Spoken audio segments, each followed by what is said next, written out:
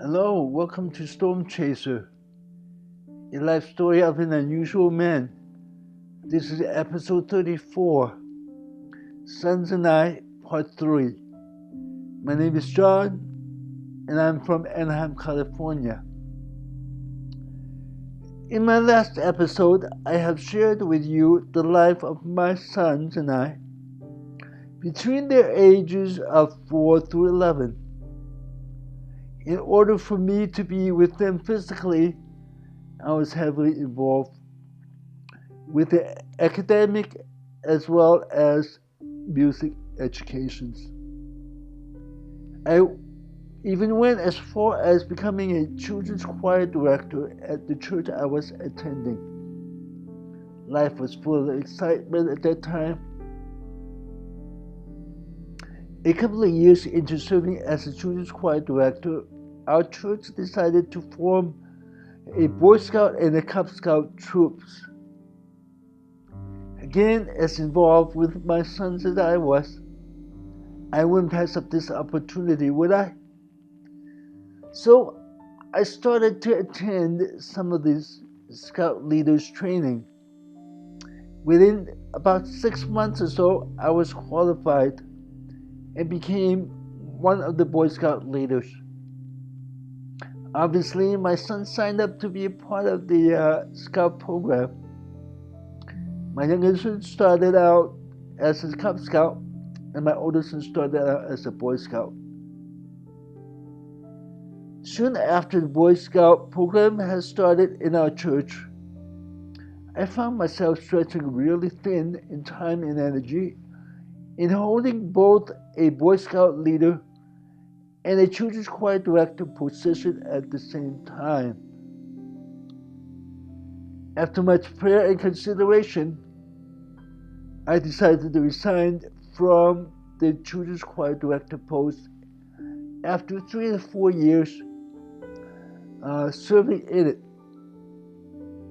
I was thankful for someone else can come behind me and continue to lead the children in singing and worshiping God. So the Boy Scout program took off. We had regular weekly meetings. We did most of the typical Boy Scout activities such as craft, survival skills learning, etc. But we had also incorporated Bible teaching and activities surrounding spiritual learning for the boys. Of course, we had camping and hiking and other outdoors activities during the weekends. A little time passed after I became a Boy Scout leader. I realized it was very physically demanding. Life turned from hectic into challenging. My shoulder muscles that has been tensed and in pain for many years began to worsen. I got tired very easily. I thought to myself, hey, it's probably because of the stress, and all I needed was just some rest, right? Rest. Are you kidding me? No way. I just pushed through it. No big deal. So I thought. I believe it was the year of 2000. I began to realize that my two hands were getting numb and couldn't hold a cup of water without wanting to drop it. My legs were getting weak and were dragging on the ground from time to time as I walk. Within months, I found myself not being able to stand or walk for more than 15 minutes without feeling tired. I thought it was time to go see a doctor.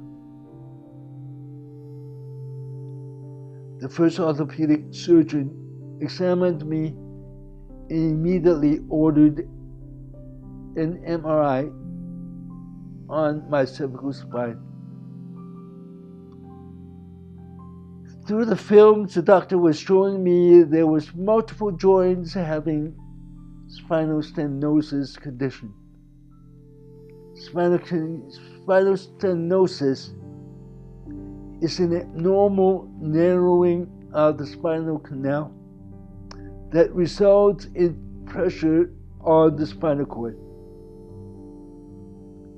He commented that I had a 80-year-old spine inside a 40-year-old body. This is due to what they called a bone degeneration disease, where both joints deteriorate much quicker than ordinary person. He said this disease was rare. So I took the MRI and consulted with one other orthopedic surgeon, and he concurred with the first doctor's prognosis. The only solution at that time was to do surgery.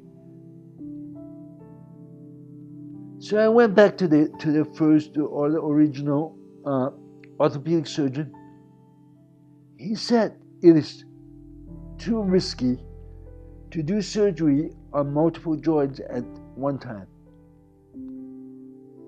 So he suggested to do surgery only on one of the worst joints first. He warned me that there would be additional surgery needed in the future. So I asked him, how long into the future are we talking about? He said he didn't know. He said the surgery would take about 3.5 hours.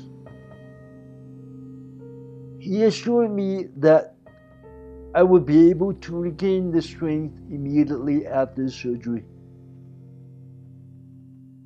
I would be able to get back to work within 2, 3, 4 weeks. He claimed that he has done this kind of procedure many times in the past. But I thoroughly checked out the surgeon's qualification and talked with a few of his patients. Everything checked out and it was okay. So in early part of the 2001, I decided to do the surgery. So I submitted a short-term leave of absence to the Boy Scout troops. I remember that night before the surgery, I talked to my 2 sons and assured them I'll be okay and I'll be back on my feet. I will be able to, take them places, go camping with them and play with them in no time flat. So in March 2001, I went into surgery. Sure enough, the surgery took about 3.5 hours. But when I woke up, I found myself not be able to move my legs and toes. I had very limited movement with my arms and fingers. I knew something had gone terribly wrong.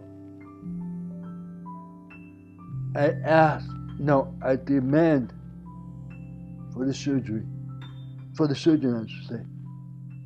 But he was nowhere to be found. After many hours of me screaming and yelling at the nurses, they finally were able to get a hold of the surgeon the following day. Upon his arrival, he ordered a CT scan. Immediately thereafter, I was rushed into an OR.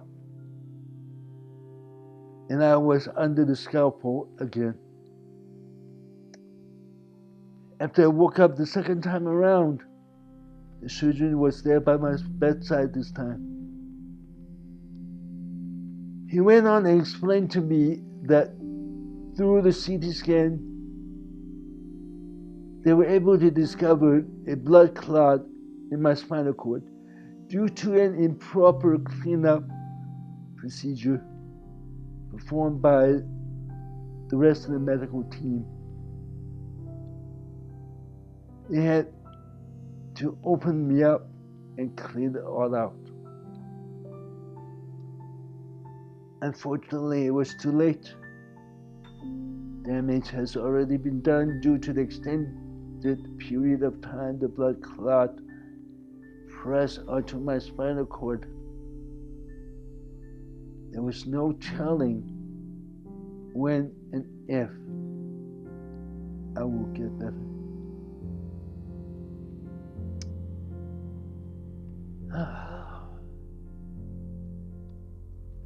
Thanks to our wonderful HMO healthcare system, it took over 5 days to transport me to a rehab center. And that rehab center was some 40 miles away from the hospital. So the ambulance ride was an interesting one. Apparently, I went into an anxiety attack. In the middle of the trip, I was hyperventilating. And the EMT person inside the ambulance had to sedate me. Well, after I have arrived to the rehab center and recovered from my sedation, I was greeted by the rehab director. She took a look at my medical chart and sternly said something to me that I would never ever forget. She said, "Mr. Hui,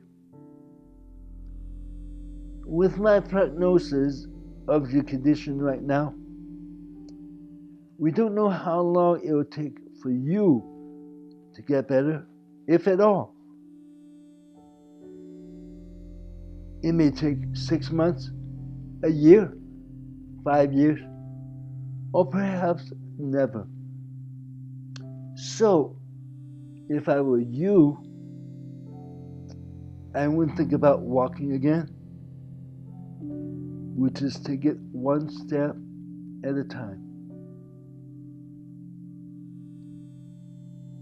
At that very moment, I realized that I could be a quadriplegic for the rest of my life. I can't help but thought of my 2 young sons. One was at the age of 11, and the older one was 13. Those were the ages where they needed their dad the most to be around them. I remember the conversation that we had the night before the surgery. I told him I would be okay, and it would be on my feet in no time at all. What happened now? What about the promise I made to myself? That I would always be there for my sons until they were 18. All those questions and thoughts drove me crazy. It drove me into deep depression. Well, apparently, through many prayers and support from family members, brothers and sisters here in Christ from the church, I was recovered over time. God was sovereign. Otherwise, I wouldn't be here sharing this story with you. But how long did it take? 6 months, a year, 5 years. Like the rehab director told me when I first arrived to the rehab center. What went on during my stay in the rehab center? What struggle did I have to go through for me to get back on my feet? What kind of life did I live after I have recovered? Where was God on this journey of mine? For those of you who have not heard this part of my life story, stay tuned for my next episode of The Storm Chaser. It will be an emotional one for me. Well, this concludes the part 3 of this series entitled Sons and I. If you have not done so already, please subscribe this channel and click the notification bell icon so that you won't miss any future episode. Don't forget to give me a thumbs up and give me a comment if you like. My time is up. Thank you for watching. Be blessed. Until next episode, Storm Chaser out.